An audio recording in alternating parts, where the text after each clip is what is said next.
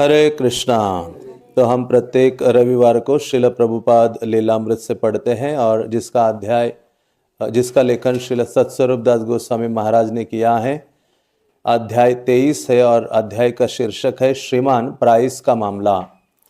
तो आप सबने सुना है कि किस प्रकार से श्रील प्रभुपाद जी और उनके जो भक्तगण थे वो पूरा प्रयास कर रहे थे कि कोई ऐसा स्थान उन्हें अपना प्राप्त हो जाए जहाँ से वो प्रचार कार्य और विस्तार कर सके। तो अलग अलग प्रॉपर्टीज़ प्रभुपाद उनके जो शिष्यगण है वो ढूंढ रहे थे और उनको ये सहायता कर रहे थे। प्राइस जो ये प्रॉपर्टी डीलर हैं, तो उनके बारे में इस अध्याय में अधिकतर जो वर्णन है वो किया जा रहा है। तो हम पढ़ना शुरू करते हैं। जब कीर्तनानंद और राय राम सैन फ्रांसिस्को से न्यूयॉर्क लौटे तो उन्होंने ब्रह्मानंद से विचार विनिमय किया। तब ब्रह्मानंद श्रीमान प्राइस के पास गए। उन्होंने विश्वास दिलाया कि यदि किसी परिस्थितिवश मकान उन्हें नहीं मिला तो वे कम से कम $750 उन्हें वापस कर देंगे। शेष $250 भक्तों के काम से यात्रा में खर्च हो गए थे, परंतु उन्हें मकान मिलकर रहेगा, श्रीमान प्राइस ने विश्वास दिलाया। तो ये जो प्राइस है ये भक्तों की सहायता कर रहे थे एक मकान ढूंढने के लिए, और उनको ब्रह्मानंद प्रभु ने $1000 प्रदान किए थे। और भक्तों के लिए इतनी अधिक राशि उन दिनों बहुत मुश्किल होता था। फिर भी लेकिन वो ऐसे ही बातों को आगे बढ़ाए जा रहे थे। तो उन्होंने कहा कि यदि नहीं भी मिले तो भी आपके $750 हम वापस कर देंगे, लेकिन $250 आपके भक्तों के काम के लिए मैं इधर उधर जो घूम रहा हूँ उसके लिए खर्च हुए हैं। तब श्रीमान प्राइस ने ब्रह्मानंद को नवीनतम बात बताई। उन्हें एक संपन्न वित्तदाता श्रीमान हॉल मिल गए थे जो मकान के लिए पूरा $1,00,000 देने को राजी हो गए थे। श्रीमान प्राइस श्रीमान हॉल को तैयार करने में लगे थे जो उनके गहरे मित्र थे। संभावनाएं अच्छी थी किंतु भक्तजनों को भी अपनी भूमिका निभानी थी। श्रीमान प्राइस ने कहा उन्हें $5,000 इकट्ठे करने थे, तब श्रीमान प्राइस बाकी सब व्यवस्था कर देंगे। तो एक प्रकार से प्रभु भक्तों को एक लालच वो दिखा रहे थे, लेकिन अधिक से अधिक धन स्वयं ही हड़पना चाहते थे। तो ऐसे जो प्राइस है, भक्तगणों का स्वभाव क्या है? बहुत सरल स्वभाव होता है, निष्कपट भावना होती है और दूसरों पर बहुत जल्दी विश्वास रखते हैं। लेकिन जो भौतिकतावादी है उसका केवल लक्ष्य होता है धन आदि के ऊपर भोग। अल्टीमेटली धन का अर्थ है किसी ना किसी प्रकार से, चाहे भक्त हो या अभक्त हो, जो भौतिकतावादी है सबसे अपने भोग करने की जो व्यवस्था है वो उस पर निगाहें होती हैं। तो ये भक्त, उनको लगा कि ये सारे भक्त हिप्पीज हैं, साधारण है और ये धन भी इकट्ठा कर रहे हैं बैक टू गॉडेड मैगजीन आदि वितरण करके। तो वो कह रहे थे कि मैं एक व्यक्ति को ढूंढा हो, आपको इतना बड़ा मकान खरीदना है तो लाखों डॉलर लगेंगे, लेकिन एक व्यक्ति है जो $1,00,000 देने के लिए तैयार है। आप लोगों को थोड़ा सा धन इकट्ठा करना होगा। $5,000 इकट्ठा करने होंगे, बाकी मैं सारा देख लूंगा। श्रीमान प्राइस ने एक वास्तुशिल्पी से पार्क एवेन्यू में एक मीटिंग तय की और शीघ्र ही ब्रह्मानंद और सत्स्वरूप श्रीमान प्राइस और उनके वास्तुशिल्पी मित्र के साथ बैठकर मकान की रूपरेखा पर सिंहावलोकन करने लगे। मकान को वास्तविक भारतीय मंदिर का रूप देने के लिए वास्तुशिल्पी ने उसके लिए ऐसे अग्रभाग का प्रस्ताव किया जिसमें मेहराब हो और यदि वे पसंद करे तो गुंबद भी हो। यह सब कुछ बहुत अच्छा था, पर किसी का साहस ये पूछने का नहीं हुआ कि इस पर लागत कितनी आएगी। श्रीमान प्राइस ने संकेत किया कि यह कार्य निःशुल्क हो सकता है। स्वयं अपने लिए और अपने मित्र के लिए गिलास में शराब डाल लेने के बाद श्रीमान प्राइस ने ब्रह्मानंद और सत्स्वरूप को भी देनी चाहिए, यद्यपि वे जानते थे कि वे दोनों इसे नहीं स्वीकार करेंगे। वो तो चाहते थे कि किस प्रकार से इनको भी दूषित किया जाए और इनसे किसी न किसी प्रकार से धन प्राप्त किया जाए। तो इस प्रकार से जो ये प्राइस है वो प्रॉपर्टी डीलर थे और उनका कोई अन्य स्वार्थ था। बाहरी रूप से दिखाते थे कि मैं भक्तों का बहुत हितैषी हूँ, भक्तों की सहायता करने के लिए बहुत तैयार हूँ। आज भी इस्कॉन में कई ऐसे लोग आते हैं। दिल्ली में एक घटना हुई थी, श्रील गोपाल कृष्ण महाराज दिल्ली में थे, तो एक जो भक्त प्रचारक है उनके संपर्क में एक व्यक्ति आया, उन्होंने कहा मैं ये जितना आपका पूरा मंदिर है इसको पूरा रेनोवेट कर दूंगा, नए फाउंटेन्स बनाऊंगा, इतना धन लगाऊंगा। तो वो रोज फीस्ट स्पॉन्सर कर रहे थे। भक्तों को लगा कि अरे ये तो बहुत धनाढ्य व्यक्ति है, धन दे रहा है, और महाराज अपने रूम में होते थे। तो उन्होंने कहा कि मैं कई भक्तों को अमेरिका भी भेज सकता हूं। तो कुछ ब्रह्मचारी और कुछ भक्तों को लगा कि अच्छा चांस है, ये सहायता करेगा, तो उन्होंने अपने कुछ पासपोर्ट बना रहा है, कोई कुछ कर रहा है, तो ऐसे भक्तों से भी कुछ पैसे ले लिए उसके लिए, और भक्तों से ही 1 लाख 2 लाख ऐसे कुछ कुछ लेकर उसी से ही स्पॉन्सर करा रहा था। और वो कह रहा था कि मेरा कनाडा में बहुत बड़ा बिजनेस है, ऐसा है वैसा है। और जो मंदिर के अधिकारी है उन्होंने जब गुरु महाराज से उसको मिलाया तो महाराज का तो पूरा अधिक समय कनाडा, मॉन्ट्रियल सब जगह बीता है। महाराज ने जैसे देखा और बस 1 मिनट भी नहीं हुआ बात किए, और वो बाहर उससे बात किया, और फिर महाराज तुरंत समझ गए ये तो चीटर है, क्या है, धोखा देने वाला व्यक्ति है। तो वो बाहर गया, और जो भक्त उनको फॉलो कर रहा था, उनका देखभाल करता था, तो महाराज ने कहा ये 1 रुपया भी नहीं दे सकता, और ये चीटर व्यक्ति है, इससे दूर रहो। और वैसे ही हुआ, कुछ दिनों के बाद भक्तों का पैसा भी गायब, और वो फिर से कभी आया नहीं। तो आज भी ऐसे कई लोग होते हैं जो बड़ा अपने आप को दिखाते हैं कि हम भक्तों के हितैषी हैं, इस्कॉन के हितैषी हैं, लेकिन उनका आंतरिक जो भाव है वो स्वार्थमय होता है, कुछ ना कुछ भौतिक लाभ के लिए वो तत्पर रहते हैं। जैसे देवताओं के उपासक होते हैं, देवताओं से कोई प्रेम नहीं होता, बस देवताओं से क्या है, कुछ लेना है, लेकिन दिखाते कि हम बहुत प्रेम से आराधना कर रहे हैं। हाँ, भौतिक कामनाओं से भरे होते। तो इस प्रकार से शुरुआत से ही ऐसे कई लोग हैं। तो ये भी जो ये प्राइस थे, इनका मामला तो इसलिए लीलामृत में इतना बड़ा एक चैप्टर ही दिया है, क्योंकि बहुत बड़ी घटना उन दिनों घटी थी।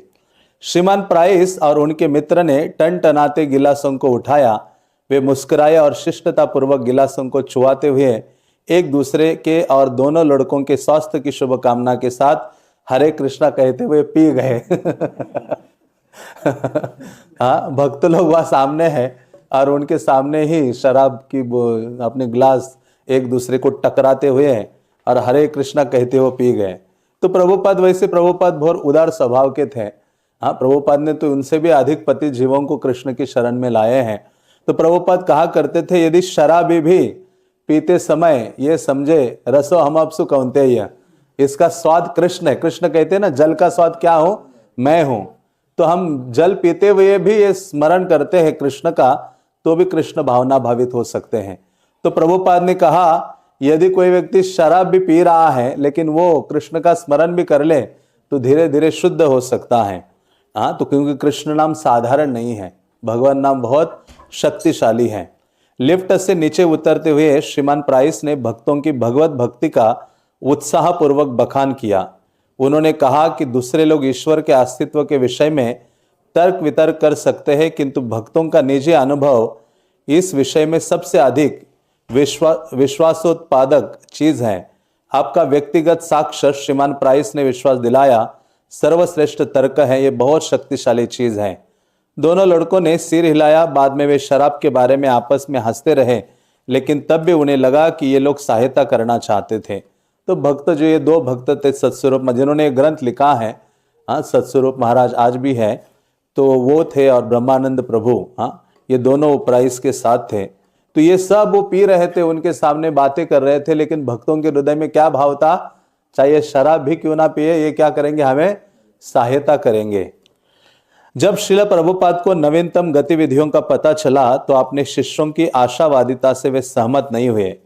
3 फरवरी को उन्होंने गर्ग मुनि को लिखा। तो प्रभुपाद तुरंत समझ गए थे उस प्राइस के बारे में। हाँ, मैंने तुम्हारे भाई ब्रह्मानंद से कल फोन पर बात की थी। ये प्रभुपाद ने पत्र लिखा। ब्रह्मानंद प्रभु के जो भाई है गर्ग मुनि, ये 2 भाई प्रभुपाद के शरण में आए, गर्ग मुनि और ब्रह्मानंद। हाँ, जब प्रभुपाद की माता, इन दोनों भक्तों की, प्रभुपाद के शिष्यों की माँ प्रभुपाद को जब मिलने आई उन दिनों, क्योंकि इन दोनों ने सब कुछ छोड़कर प्रभुपाद की सेवा में लग गए थे, तो वो मिलने आए। तो प्रभुपाद बहुत खुश थे और वो भी बहुत आनंदित हुई कि मेरे जो 2 बेटे हैं बहुत अच्छा इधर रह रहे हैं, सब कुछ खा पी रहे हैं। तो प्रभुपाद ने कहा आप आई हो तो कुछ डोनेशन दे के जाओ। तो प्रभुपाद को वो कहती है कि मैंने अपने दोनों बेटे डोनेशन में दे दिया, और क्या चाहिए आपको। तो ये दोनों बहुत प्रभुपाद की सेवा किए हैं, गर्ग मुनि प्रभु और ब्रह्मानंद प्रभु। प्रभुपाद जब ये पाकिस्तान में प्रचार के लिए गए थे और वहाँ न्यूज़पेपर्स में आया कि ये अमेरिकन हरे कृष्णा पीपल्स, ऐसे वहाँ बहुत दिक्कतें हो रही थी। तो जब प्रभुपाद को पता चला कि उनके पीछे चाकू लेकर लोग लगे हैं, तो प्रभुपाद मुंबई में थे, तो प्रभुपाद के आंखों से आंसू आए। प्रभुपाद ने कहा देखो, मेरी सेवा के लिए, महाप्रभु के आंदोलन के लिए ये जो पाश्चात्य जगत के युवक हैं, ये अपना देह समर्पित करने के लिए भी तैयार है, इतना कष्ट उठाने के लिए तैयार है चैतन्य महाप्रभु के प्रचार के लिए। तो ये जो सारे भक्तों के जो नाम हैं, ये सारे बहुत समर्पण दिखाया इन्होंने प्रभुपाद के प्रति। इसलिए कहते हैं वैष्णवों का चरित्र और श्रीमद् भागवतम में कोई अंतर नहीं है। भागवतम सुनना और भक्तों के चरित्र को सुनना एक समान है। भागवत है क्या? भागवत तो सारा भक्तों के चरित्र से भरा पड़ा है। भक्तों का भगवान के साथ जो सेवा का, प्रेम का आदान प्रदान है, उससे भागवत भरा है। चाहे ध्रुव है, प्रहलाद है, ब्रज के भगवान के भक्तगण हैं, तो पूरे भागवत में शुरुआत से लेकर अंत तक भक्तों का ही वर्णन है। नारद है, व्यास देव है, परीक्षित है। आप देखिए हर पन्ने में भक्त का वर्णन है भगवान से संबंधित। तो उसी प्रकार से श्रील प्रभुपाद लीलामृत भी भागवतम से अलग नहीं है, क्योंकि प्रभुपाद भक्त भागवत है और वो ग्रंथ भागवत है। तो ये चैतन्य महाप्रभु ने जीवों का कल्याण करने के लिए दो चीजें दी हैं। चैतन्य चरितामृत में कृष्णदास कविराज कहते हैं कि एक भागवत है जो भक्त भागवत है और दूसरा है ग्रंथ भागवत। ये दोनों का आश्रय लेना चाहिए हमें। इसलिए कहते हैं भागवत पढ़ोगे या वैष्णवेर स्थाने, भागवत स्थाने, कि भागवत का अध्ययन एक वैष्णव के निकट हमें करना चाहिए, भक्त भागवत के पास। जिस भक्त ने भागवत को समझा है, जिसका जीवन आचरण भागवत के समान है, ऐसे व्यक्ति से भागवत समझना चाहिए। हाँ, चैतन्य महाप्रभु कहते हैं कि केवल संस्कृत का बहुत बड़ा स्कॉलर होने से भागवत को समझ नहीं सकता। उसके हृदय में भगवत भक्ति होनी चाहिए। तो प्रभुपाद जी वो जो गर्ग मुनि थे, उनको पत्र लिखते हैं। प्रभुपाद जी उनको क्या बोलते थे जानते हैं आप? प्रभुपाद जो गर्ग मुनि प्रभु हैं, प्रभुपाद उनको कहते थे गर्ग मणि। क्या कहते थे? गर्ग मणि। हाँ, जैसे कीर्तनानंद जो थे उनको किचनानंद कहते थे, क्योंकि वो हमेशा किचन में होते थे। तो उसी प्रकार से ये जो गर्ग मुनि थे, ये बहुत दक्ष थे। हाँ, धन लाना, प्रचार में, ये सब चीजों के लिए बहुत एक्सपर्ट थे। तो प्रभुपाद उनको हमेशा कहते थे गर्ग मणि, कि ये गर्ग मणि है। वैसे गर्ग मुनि था उनका नाम। मैंने तुम्हारे भाई ब्रह्मानंद से कल फोन पर बात की थी। मुझे प्रसन्नता है कि श्रीमान प्राइस ने वादा किया है कि मकान की बिक्री तय नहीं हुई तो वे $750 लौटा देंगे, लेकिन किसी भी हालत में जो कुछ दिया जा चुका है उसके अलावा 1 सेंट भी न तो श्रीमान प्राइस को देना, ना उनके वकील को, जब तक कि वास्तविक विक्रय अनुबंध ना हो जाए। मुझे इस सौदे से बड़ी निराशा है, क्योंकि $1000 का भुगतान करने से पहले वकील से या संपत्ति के मालिक से कोई आधिकारिक समझौता नहीं हुआ। यह कारोबारी ढंग नहीं है। जब तक कि आधारभूत समझौता ना हो जाए तब तक सौदा कैसे होगा? यदि कोई आधारभूत समझौता नहीं हुआ तो समय और शक्ति का ये अपव्यय क्यों? मेरी समझ में तो आता नहीं। और यदि कोई आधारभूत समझौता हुआ था तो इतनी जल्दी उसमें परिवर्तन क्यों? इसलिए मेरा मन क्षुब्ध है। यदि कोई आधारभूत समझौता नहीं हुआ था तो वकील नियुक्त करने की क्या आवश्यकता थी? जो हो, तुम्हें मेरी ये सलाह है कि और धन देने के पहले तुम मुझसे परामर्श कर लेना, पर मुझे आशा है कि बिना अधिक विलंब किए तुम इस मामले को सफलतापूर्वक निपटा लोगे। तो प्रभुपाद जी बहुत सतर्क रहते थे, क्योंकि धन का दुरुपयोग नहीं होना चाहिए। प्रभुपाद ने कहा ये जो धन आता है ये कृष्ण का धन है, हमें एक अंश भी अपने भोग आदि के लिए उसका इस्तेमाल नहीं करना चाहिए। इसलिए श्रील प्रभुपाद जी धन को बहुत ध्यानपूर्वक खर्च करते थे। इवन जो कागज प्रभुपाद यूज करते थे, कोई लेटर आता था उनको, और लेटर को ऐसे चारों ओर से, पुराने लेटर आपने देखे होंगे, तो उसको ऐसे पूरा फाड़ देते थे और उसके पीछे जो खाली जगह होती थी लिखने का काम उस पे किया करते थे। मतलब प्रभुपाद जी इतने सतर्क थे कि कृष्ण की सेवा में जो भी चीज इस्तेमाल हो रही है उसका थोड़ा भी दुरुपयोग नहीं होना चाहिए, क्योंकि हर चीज के लिए धन लगा हुआ है। हाँ, इसलिए जब प्रभुपाद जी वृंदावन में थे तो एक चेक उनको किसी को भेजना था, तो प्रभुपाद जी ने वो चेक बनाया, साइन वगैरह किया और उधर लुई बाजार में देना था, शायद लुई बाजार या कहा। तो प्रभुपाद ने कहा कि अरे रिक्शा से यहाँ से जाने के लिए कितना धन खर्च होगा, तो किसी ने कहा शायद होगा 1-2 रुपए उस समय या कुछ। तो प्रभुपाद ने कहा और जब हम पोस्ट से भेजेंगे तो कितना होगा, तो कहा कुछ पैसे होंगे बस। तो प्रभुपाद ने कहा पोस्ट से भेजते हैं। हाँ, वो रिक्शा चाहे 1 रुपया एक्स्ट्रा था, प्रभुपाद ने कहा वो नहीं खर्च होना चाहिए। हाँ, यदि ये धन बचता है तो हमें कृष्ण का जो धन है, हाँ, उसकी रक्षा करनी चाहिए। तो प्रभुपाद बहुत अगेंस्ट होते थे, बहुत सावधानी पूर्वक जो धन है उसका व्यय करते थे। इसलिए प्रभुपाद ने भक्तों को भी कहा कि ये जो $1000 है, इसलिए प्रभुपाद कभी कभी कहते थे कि मेरे जो पाश्चात्य जगत के भक्त है वो जब भारत आते हैं तो वो ऐसा धन खर्च करते हैं, और ये भारतीय लोग उन दिनों उनको लुबाड़ते थे। कोई चीज 10 रुपए की है तो वो 100 रुपए मांगते थे उनसे। तो प्रभुपाद कहते थे आप लोगों को एक बीमारी है कि आप बार्गेनिंग नहीं करते हो, ऐसा प्रभुपाद उनको बोलते थे। तो प्रभुपाद धन खर्च करने के मामले में बहुत बहुत सतर्क थे और जानते थे कि यह कृष्ण का संपत्ति है, इसका थोड़ा भी दुरुपयोग नहीं होना चाहिए। श्रील प्रभुपाद ने गर्ग मुनि को यह भी आदेश दिया था कि बैंक में जो $10,000 थे उन्हें वो बचा कर रखे और कभी भी इतना धन नहीं निकाले कि अवशेष राशि $6,000 से कम रह जाए। हाँ, प्रभुपाद एक खाता ऐसा छोड़ गए थे जो भक्तों के हस्ताक्षर से चलता था, परंतु एक खाता ऐसा भी था जिसके नियंत्रक वे स्वयं थे। तो 2 बैंक अकाउंट प्रभुपाद ने बनाए थे, क्योंकि भक्त लोग खर्च करने में आगे पीछे देखते नहीं है। कई बार ऐसे भी होता है, क्योंकि बहुत सरलता से जब धन आता है दान के रूप में, उसमें हमें कहाँ पसीना अपना निकालना पड़ता है, रोज कहाँ दिन भर काम करने से ऐसा है कि धन आएगा, तो हमें उसका वैल्यू पता नहीं है। लेकिन प्रभुपाद पूरा जीवन जिए हैं, प्रभुपाद 1-1 रुपए के बारे में जानते थे, उसका महत्व जानते थे। इसलिए प्रभुपाद बहुत सतर्क थे। इसलिए भक्तों के लिए एक अकाउंट छोड़ा जिसमें बस $10,000 थे और दूसरा अकाउंट प्रभुपाद ने अपने पास स्वयं रखा था। अब उन्होंने अपने शिष्यों से कहा कि वे अपने खाते से $6,000 निकालकर उनके खाते में रख दें। ब्रह्मानंद को उन्होंने लिखा, जो ही मकान खरीदने के लिए बिक्री का अनुबंध तैयार हो जाए मैं ये $6,000 तुरंत ट्रांसफर कर दूंगा। तो प्रभुपाद ने देखा कि अभी 1,000 तो वैसे ही उनको गायब होने वाले हो मिस्टर प्राइस के द्वारा। हाँ, और जो धन है $10,000, प्रभुपाद ने कहा 6,000 मेरे पास रखो। तो प्रभुपाद बहुत, और प्रभुपाद जी अलग अलग मंदिरों को, क्योंकि प्रभुपाद ने एक तो इस्कॉन की स्थापना की और साथ साथ एक दूसरा ट्रस्ट बनाया, भक्ति वेदांत बुक ट्रस्ट। वो इस्कॉन से अलग है। इस्कॉन कुछ भी हो जाए तो वो अपना पुस्तकों का, इसलिए प्रभुपाद ने कहा ये जो पुस्तकें हैं वो ज्यादा महत्वपूर्ण है, मंदिरों से ज्यादा महत्वपूर्ण है। इसलिए प्रभुपाद कहते हैं कि टेम्पल कंस्ट्रक्शन से बड़ी सेवा क्या है, पुस्तकों का छापना और उनका वितरण करना। तो प्रभुपाद ने इस्कॉन को अलग एक एंटिटी बनाया, अलग एक ट्रस्ट बनाया, और साथ ही साथ एक दूसरा सेपरेट ट्रस्ट बनाया जिससे कुछ लेना देना इस्कॉन का नहीं, जिसका नाम प्रभुपाद ने रखा भक्ति वेदांत बुक ट्रस्ट। तो जो बुक ट्रस्ट है वो किताबें छापता है और इस्कॉन को बेचता है, और इस्कॉन क्या करता है, उस ट्रस्ट को पैसे भेजता है, जो खरीदता है हाँ उनको वो करता है। तो इससे धन आदि की सुव्यवस्था बनी रहती है। तो इस प्रकार से प्रभुपाद बहुत अद्भुत मानो मैनेजर भी थे।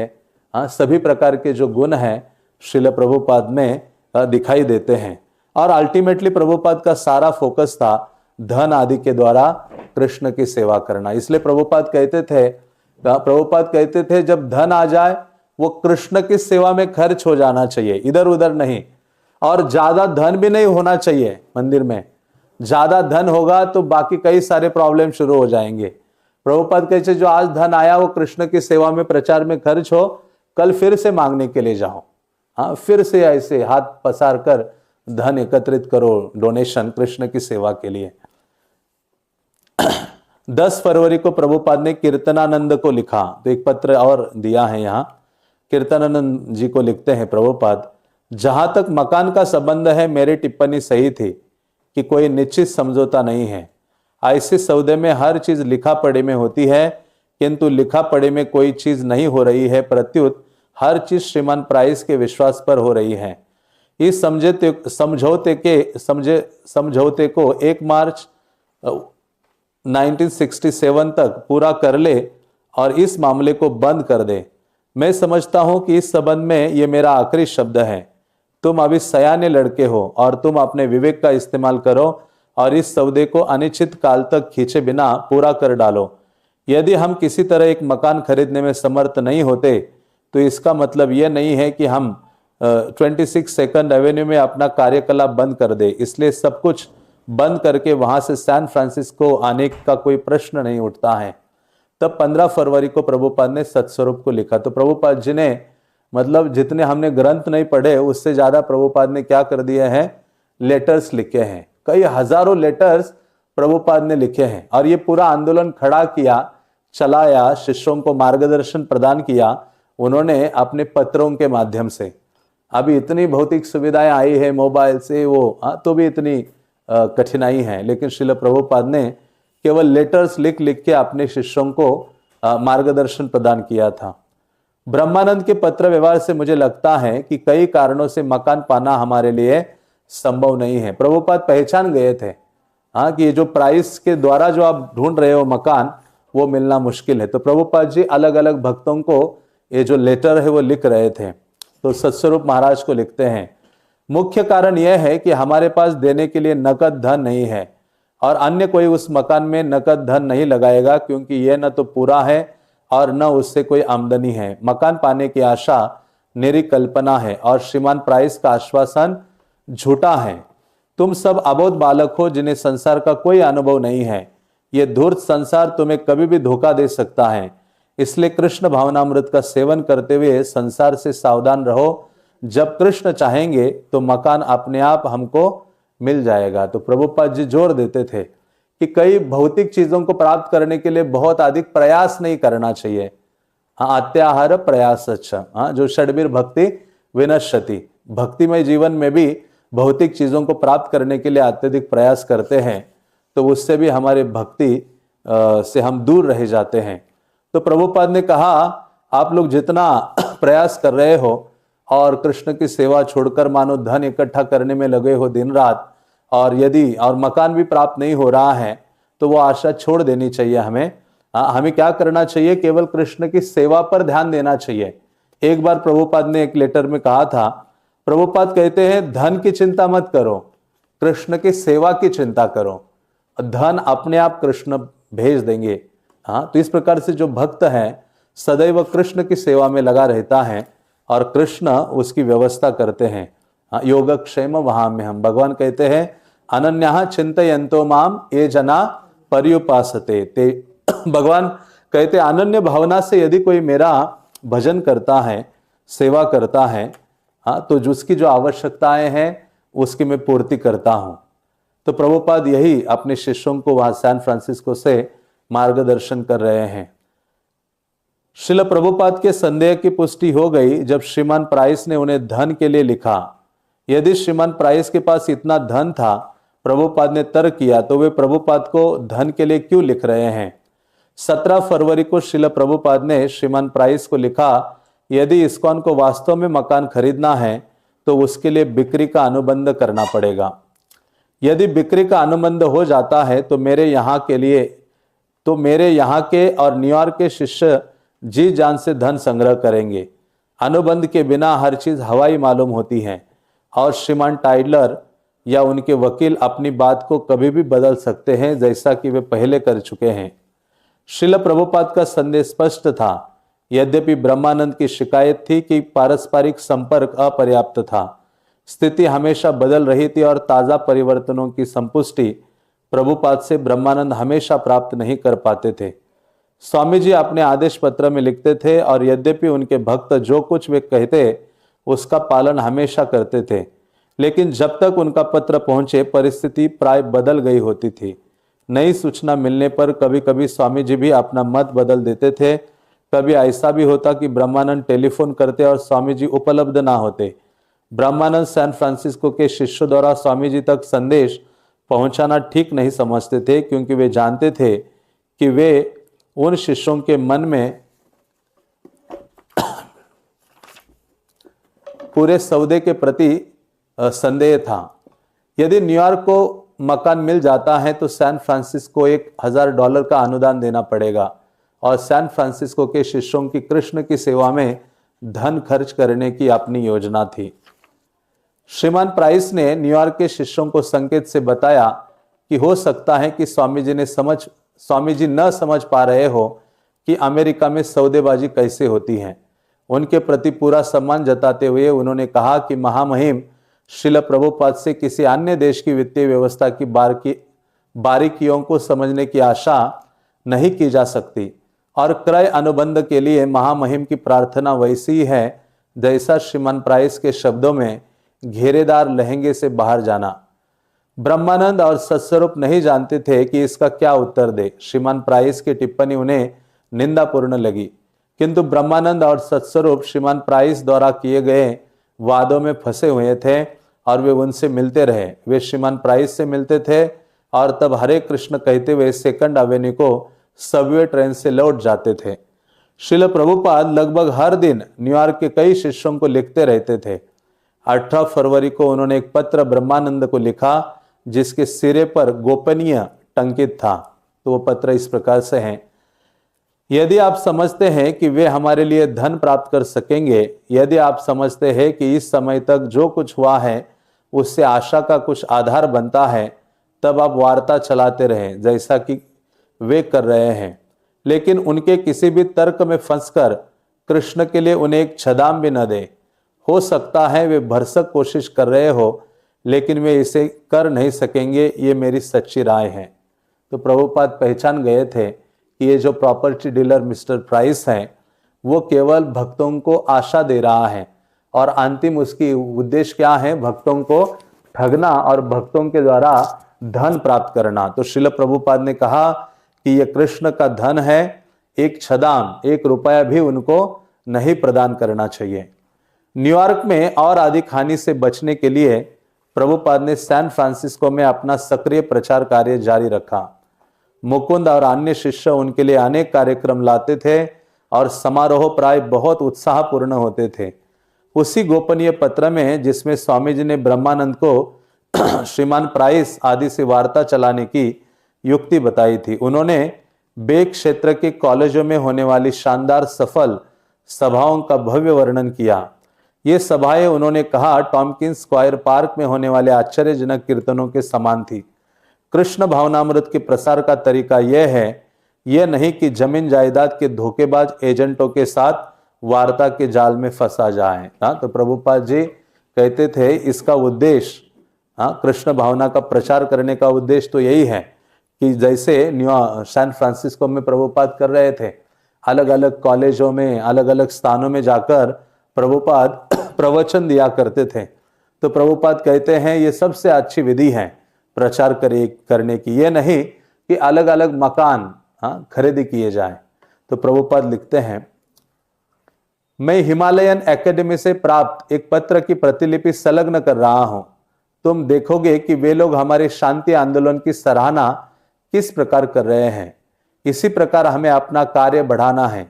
कोई भी व्यवसायी हमारी अति आदर्शवादी योजनाओं को, जैसा कि श्रीमान प्राइस उन्हें निरूपित करते हैं, सहायता देने के लिए आगे नहीं आएगा। हमें अपने लिए स्वयं प्रयत्न करना होगा। सारांश यह है कि श्रीमान टाइलर से किराए और क्रय विक्रय का अनुबंध प्राप्त किया जाए और जितने कार्यक्रम संभव हो उतने सार्वजनिक कार्यक्रमों के आयोजन से अपने आंदोलन की लोकप्रियता बनाए जाए। श्रील प्रभुपाद ने जो कुछ वे कर सकते थे किया। लड़के इतने मूर्ख थे कि वे उनकी बात तक नहीं सुनते थे, लेकिन धन का संग्रह उन्होंने स्वयं किया था। यदि उनके आदेशों के बावजूद उन्होंने इसे खो दिया तो वे और अधिक सहायता क्या कर सकते थे। इसलिए वे सैन फ्रांसिस्को में अपना प्रचार कार्य करते रहे और न्यूयॉर्क के लड़कों को भी परामर्श देते रहे, जिसमें वे कीर्तन के माध्यम से सफलता प्राप्त करने में विश्वास करने लगे। तो प्रभुपाद जी ये अच्छी तरह से समझ चुके थे। प्रभुपाद ने कहा, जो धनाढ्य लोग होते हैं, हम कई बार आशा करते हैं कि अलग अलग लोग हमारे आंदोलन की सहायता करेंगे धन के द्वारा, सुविधाओं के द्वारा। तो प्रभुपाद ने कहा हमें ऐसे जो धनाढ्य लोग हैं उनसे कोई आशा नहीं रखनी चाहिए, बल्कि हमें अपने आंदोलन को सब तक पहुंचाना है। तो हमें क्या करना होगा? कीर्तन के माध्यम से प्रचार का कार्य करना होगा। क्योंकि प्रभुपाद ने कहा मैं जब यहां आया था तो उस समय मुझे शुरुआत में लगा कि मैं धन इकट्ठा करूं और पहला राधा कृष्ण मंदिर शुरू करूं न्यूयॉर्क में।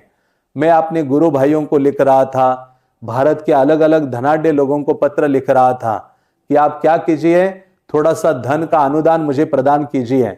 भारत सरकार को भी मैं लिख रहा था कि आप मेरी सहायता कीजिए, ये जो भारतीय संस्कृति है उसको मैं यहां स्थापित करने जा रहा हूं। तो लेकिन प्रभुपाद ने देखा था, प्रभुपाद कहते हैं कोई आगे आकर ऐसा हमारी सहायता नहीं करने वाला।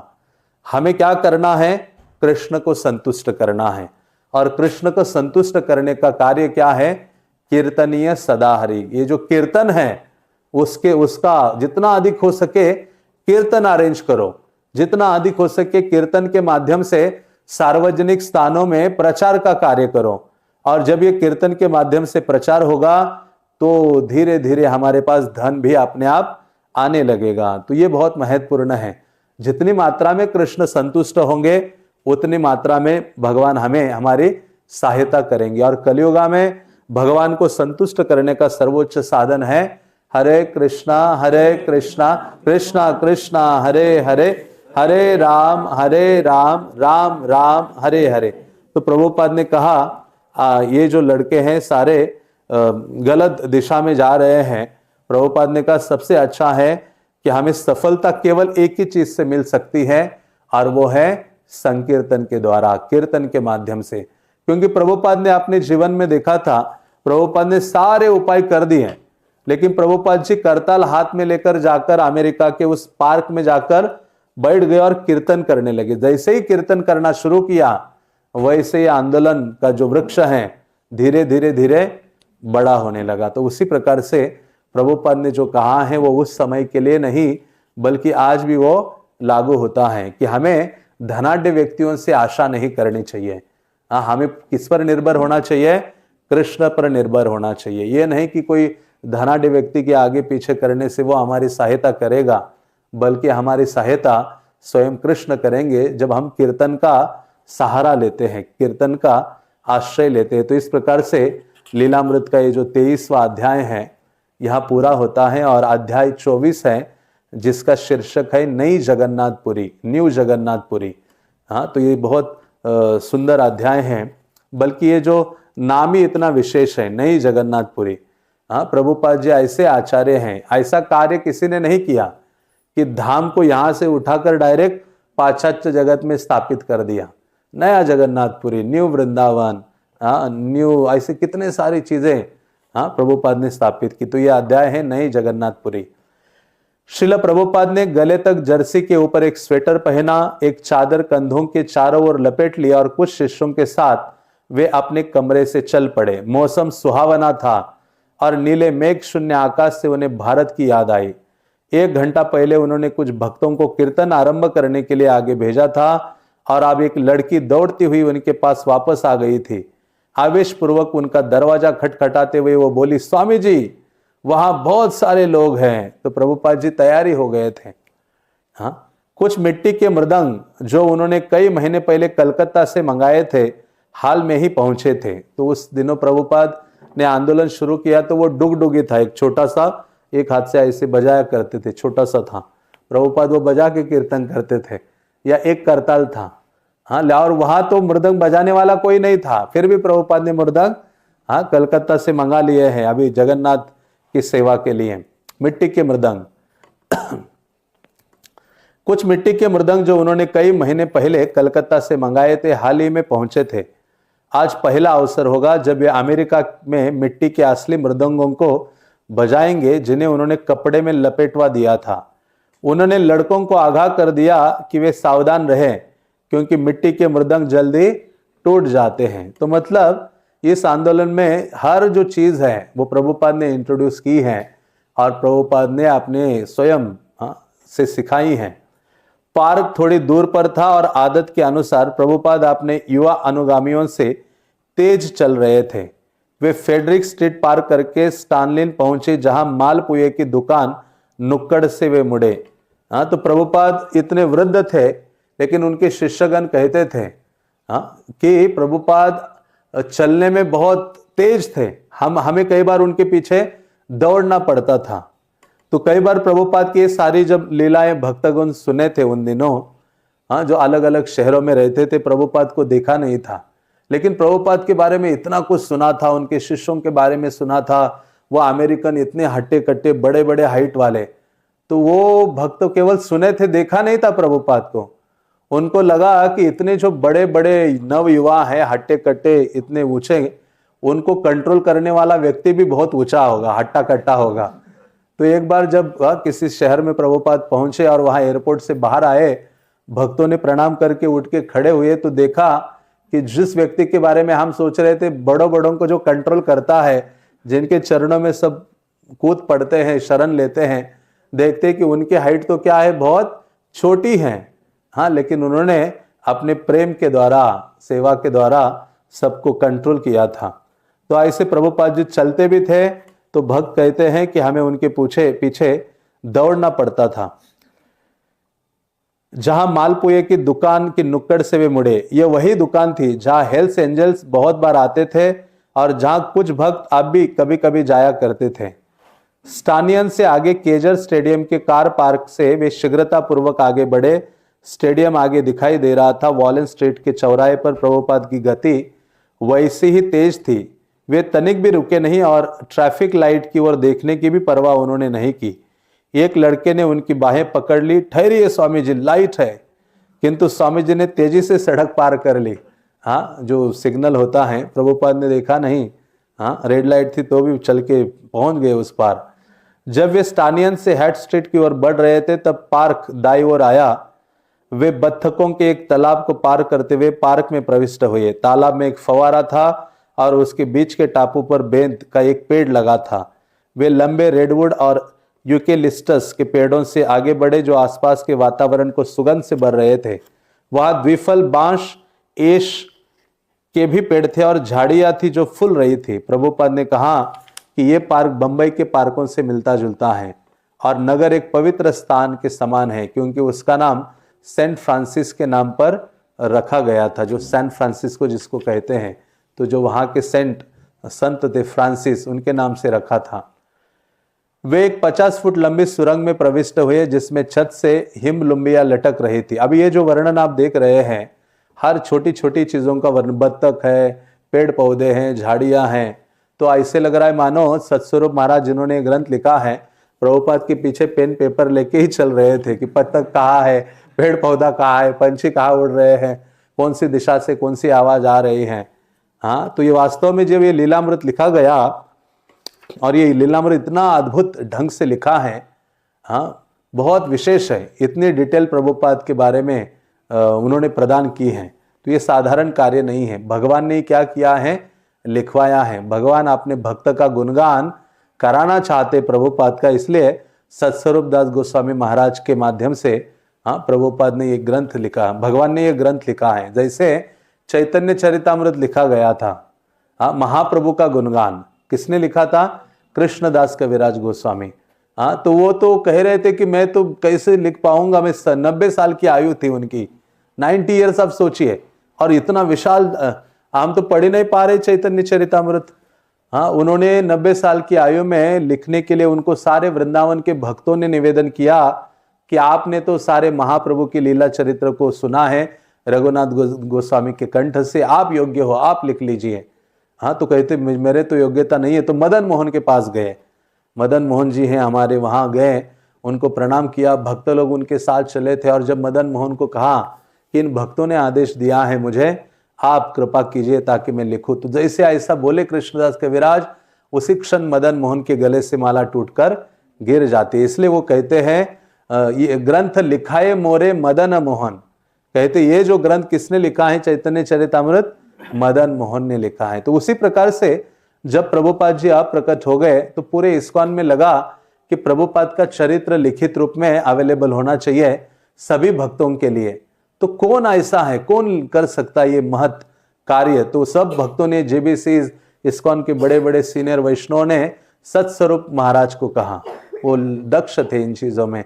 तो उनको जैसे अप्रोच किया तो फिर उन्होंने कहा कि भगवान की ही योजना और भगवान ही इस कार्य को पूरा कर सकते हैं। तो उनके लेखनी से और भगवान की विशेष अनुकंपा से ये जो प्रभुपाद लीलामृत है वो उनके लेखनी से प्रकट हुआ है। और ये लीलामृत आज भी सारे भक्तों को नया जीवन प्रदान करता है।